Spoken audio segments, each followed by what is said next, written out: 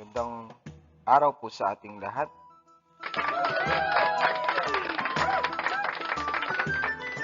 Ngayon, araw na ito ay pag-uusapan natin ang napakamadulang buod ng Sintaang Romeo at Juliet. Isinalaysay sa buod ni Mark John A. Ayuso, alaw sa saling Pilipino ni Gregorio C. Borlasa. Bago natin talakayin ito, pag-usapan muna natin ng mga tauhan. Siyempre, ang bida. Si Romeo Montage, kasintahan ni Juliet, hindi tiyak ang edad. Juliet Capulet, kasintahan ni Romeo, 13 taong gulang. Conde Paris, isang konde na karibal ni Romeo kay Juliet. Si Padre Lawrence naman, ang paring naging katuwang ni na Romeo at Juliet sa kanilang pagmamahalan. Narito pa ang ilan sa mga tauhan. Si Tybalt na pinsan ni Juliet. Si Bonvolio na pinsan ni Romeo. Si Mercutio na matalik na kaibigan ni Romeo. Ang nurse na tagapag-alaga ni Juliet. At si Baltasar na tagapaglingkod ni Romeo. Ngayon, dumako na tayo sa bawat tagpo. Para sa unang tagpo,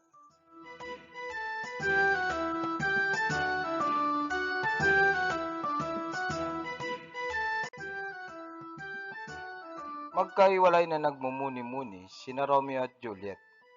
Ang binatang si Romeo ay labis na nagdaramdam sa pagtanggi ni Rosaline sa kanyang pagmamahal.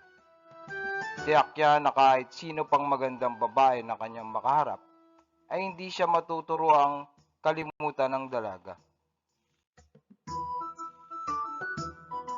Sa kabilang dako, hindi nawawala sa isipan ni Juliet ang sinabi ng kanyang ina tungkol sa lalaking nakataktadang mapang-asawa, si Paris, na makikilala pa lamang niya sa isang piging.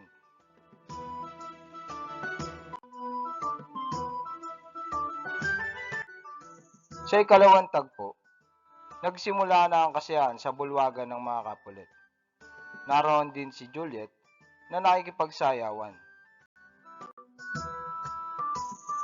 Dadalo si Romeo sa pag-asang makikita niya roon si Rosaline. Ngunit sa isang iglap ay nawala ang nararamdaman sa dalaga nang mabighani sa kagandahan ni Juliet. Hindi naman naikubli ni Tybalt ang kanyang pagkapuot nang makita si Romeo na isang montage. Para sa kanya, marapat lamang na paalisin ang binata sa piging, ngunit pinigilan siya ng kanyang tiyuhin.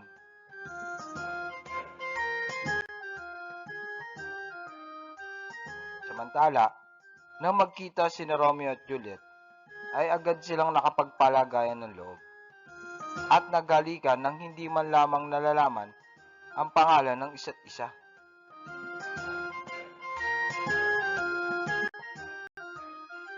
Sa pamamagitan ng isang nurse na tumawag kay Juliet, natuklasan ni Romeo na ang dalaga ay isang Capulet.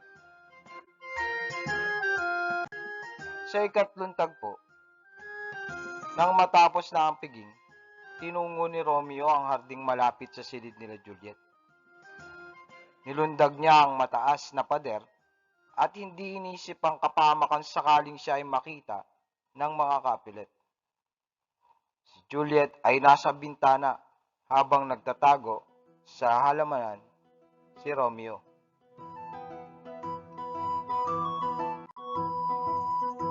Sinambit ng dalaga ang pangalan ng binata na hindi rin nakapagpigil sa tugon nito, hanggang ang dalaway nagtapat ng nararamdaman sa isa't isa.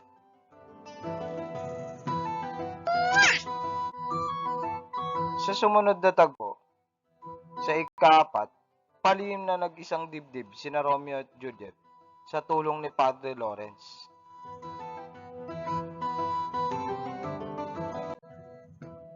Sa sumunod na ika-5 tagpo, isinalaysay ni Benvolio sa prinsipe ang kaganapan na nangyaring tunggalian ng kalalakihan. Napatay ni Tybalt si Mercutio at napatay ni Romeo si Tybalt na nagandelan upang siya ay mapalaya sa Verona.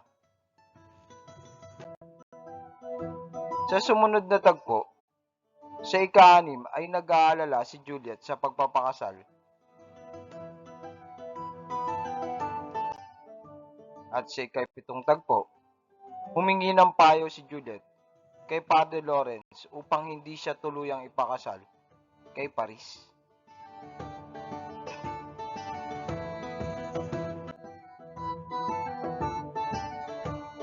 Bilang solusyon, binigyan ng pari ang dalaga ng isang garapang may alak na kapag ininom ay makapagpapatulog, makapagpapawala ng hininga, makapagpipigil sa pagtibok ng pulso, at ang makapanlalamig ng katawan na parang tunay na patay sa loob ng 22 oras. Sa ika-8 tagpo, sa kanyang kwarto habang nakadamit pang kasal si Juliet, ay ginawa niya ang plano. Pumasok ang nurse at nagsisigaw na patay na ang dalaga. Sa ika-9 na tagpo, si Romeo ay nasa Mantua. Ibinalita ng kanyang tagapaglingkod na si Baltasar ang sinapit ni Juliet.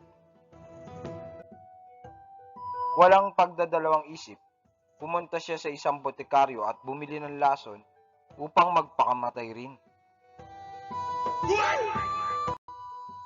Sa ika-10 tagpo, nalaman ni Padre Lawrence ang liham ng palabas na kamatayan ni Juliet ay hindi na ipaabot ni Padre Juan kay Romeo sa Mantua dahil siya ay hindi agad pinalabas at sa tinutuluyang bahay nito. Sa ika-11 tagpo, tinungo ni Romeo ang burol ni Juliet.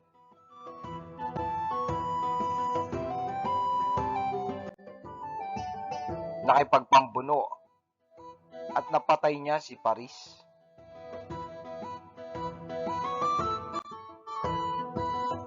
Nang makita ang bangkay ng pinakamamahal, siya'y nagdamdam. Ininom ang lason at namatay. Pagkalipas ng itinakdang oras ay muling nagising si Juliet mula sa hiram na kamatayan. Wala nang natitira ni isang patak ng lason kaya't naisip niyang halikan sa labi si Romeo, ngunit hindi ito umepekto. Upang agad na sumunod sa asawa, sinaksak ni Juliet ang kanyang sarili. At simula nga noon, naging payapa na ang Verona. At dyan nagtatapos ang buod ng sintang Romeo at Juliet. Sana'y nagustuhan nyo ang kwento nating ito. Paalam.